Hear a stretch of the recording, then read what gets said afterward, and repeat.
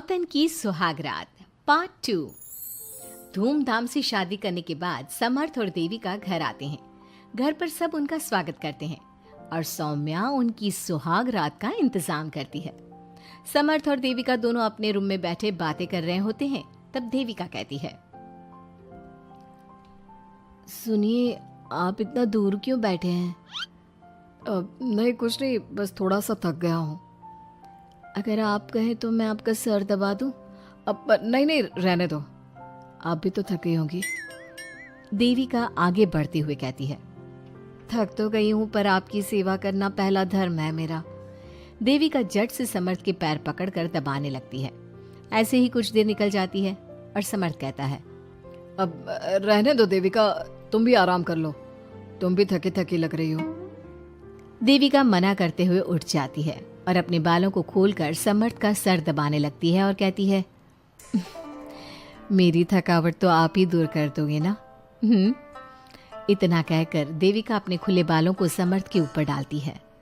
समर्थ देविका के जाल में सम्मोहित होने ही वाला होता है कि अचानक से दरवाजे पर किसी की दस्तक होती है। समर्थ आवाज लगाते हुए कहता है, कौन? भाई, मैं हूँ सौम्या।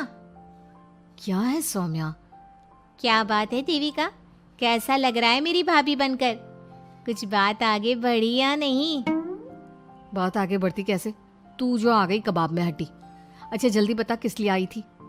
सौम्या ठिठोली करते हुए कहती है, क्या बात है देविका, बहुत जल्दी हो रही है। वैसे मैं तो दूध का गिलास देने आई थी। आखिर मेरी सहेली की सुहागरात में कोई कमी नहीं होनी चाहिए। देविका दूध का ग्लास लेते हुए जल्दी से दरवाजा बंद कर लेती है और पीछे मुड़कर देखती है तो समर्थ तो सो चुका था।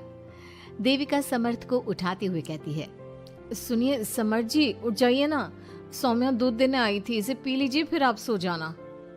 समर्थ नींद में उठता है और दूध पीकर फिर से सो जाता है। देविका उसके बगल में बैठी कहती है, सुनिए समर्थ जी, आज हमारी पहली रात है और आप सो रहे हो। समर्थ नींद में ही कहता है, देविका मैं बहुत थक गया हूँ, मुझे बहुत तेज नींद आ रही है, तुम भी सो जाओ। सोने के लिए तो पूरी रात पड़ी है, आप उठिए ना और कुछ देर मुझसे बात तो करिए। देविका जिद करते हुए समर्थ को आधी नींद से उठा देती है। समर्थ उठकर बैठ जाता है और कहता है, बोलिए देविका जी, आपका हुक्म सर आंखों पर। सुनिए, मैंने सुना है कि पति अपनी पत्नी को पहली रात कोई तोहफा देता है, आप मेरे लिए कुछ नहीं लाए क्या? वो मैं कैसे भूल सकता हूँ, लाया हूँ पर वो दूसरे रूम में रखा है। तो दिखाइए ना क्या लाए हैं। अरे अभी तो कहा कि तुम्हारा गिफ्ट दूसरे रूम में है, तो जाकर लेकर आइए ना। अगर अभी गया तो घर के सब लोग जाग जाएंगे और 10 तरह के सवाल जवाब करेंगे, मैं सुबह दिखाता हूँ ना। समर्थ इतना कहकर लेट जाता है और लेटे लेटे देविका से कहता है, अच्छा सुनो देविका, मुझे बहुत नींद आ रही है, मैं सो रहा हूँ, तुम भी सो जाओ। देविका समर्थ की बात सुनकर कहती है, आपको तो हमारी पहली रात की कुछ पड़ी ही नहीं है। इतना कहकर देविका भी उसके करीब आकर लेट जाती है और सो जाती है। अगली सुबह अधीरा समर्थ के रूम में सफाई करने आती है और देविका को उसके करीब लेटा देख रोने लगती है। रोने की सिसकी सुनकर समर्थ की आंख खुल जाती है। वो उठकर देखता है कि अधीरा उसके कमरे में रो रही है। उसे देखते ही समर्थ बहुत गुस्से में आ जाता है और अधीरा से कहता है, अधीरा, तुम सुबह सुबह क्यों रो रही हो? तुम्हें यहाँ नहीं आना चाहिए था, जाओ यहाँ से।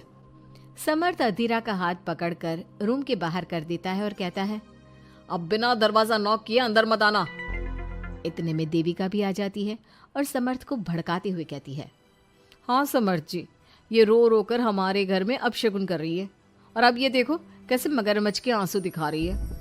इतना कहकर देविका अधीरा का हाथ पकड़कर घसीटती है और कहती है, अब क्या रोती रहेगी या कुछ काम भी करेगी?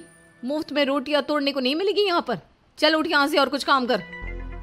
अधीरा वहां से उठकर रोते रोते चली जाती है और जाकर रसोई में सबके लिए चाय बनाती है और चाय जाकर पहले अपनी सास को देती है। चाय पीते ही मंजू अधीरा को गुस्से से कहने लगती है, लगता है मुझे मारने की साजिश कर ली है। अरे अभी तक तूने ढंग की चाय बनाना नहीं सीखा। इतनी मीठी चाय बनाई है कि कहीं मैं शुगर की बीमारी से मर ही ना जाऊं। अरे जा जाकर तू मर कहीं। अधीरा मंजू की बात सुनकर दुखी होती है।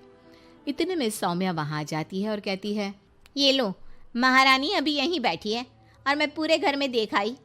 अरे ओ महारानी, यहाँ बैठकर किसका मातम मना रही हो? उठ यहाँ से और जाकर हमारे कपड़े धो, बहुत कपड़े पड़े हैं धोने को। अधीरा वहां से कपड़े धोने चली जाती है और बैठे बैठे खुद को कोसने लगती है।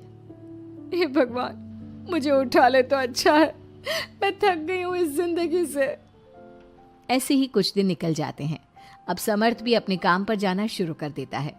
एक शाम अधीरा घर के सारे काम करके अपने रूम में आराम कर रही थी और मंजू अधीरा को आवाज लगाते हुए कहती है, अरे ओ कलमुही, अगर आराम हो गया हो तो आकर मेरे पैर दबा दे।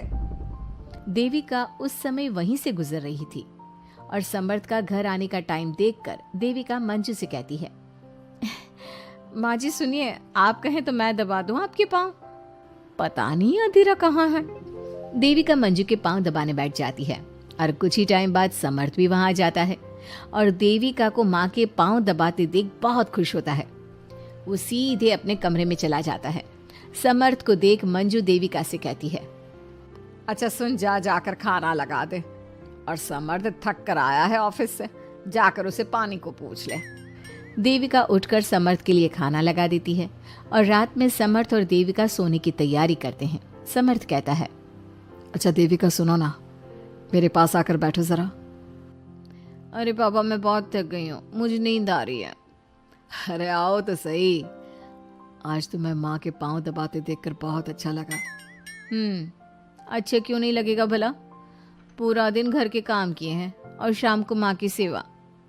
पर मेरा तो कोई हाथ बांटने वाला भी नहीं है घर में। क्यों? अधीरा और घर के बाकी लोग कहाँ जाते हैं?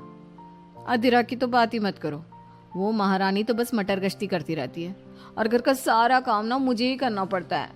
मेरी तो किसी को पड़ी ही नहीं है, मैं तो सिर्फ एक नौकरानी हूँ इस घर में। अरे नहीं नहीं, ऐसा मत बोलो। क्यों ना बोलूं? आपने मुझे वादा किया था ना कि आप मुझे रविवार को फिल्म दिखाने ले जाओगे और कपड़े भी दिलवाओगे, पर आपने तो एक भी वादा पूरा नहीं किया। अच्छा बाबा, कल रविवार है, कल ही चलते हैं और तुम्हारी सारी शिकायत दूर कर देते हैं। खुश? दोनों सो जाते हैं और अगली सुबह समर्थ और देविका बाहर घूमने चले जाते हैं। अब समर्थ पूरी तरह से देविका के वश में हो जाता है। देविका जो कहती समर्थ वही करता। क्या समर्थ को कभी अपनी बहन और दूसरी पत्नी की सच्चाई पता चल पाएगी? अब क्या होगा अधीरा का? इसके लिए हमारे अगले एपिसोड का इंतजार कीजिए।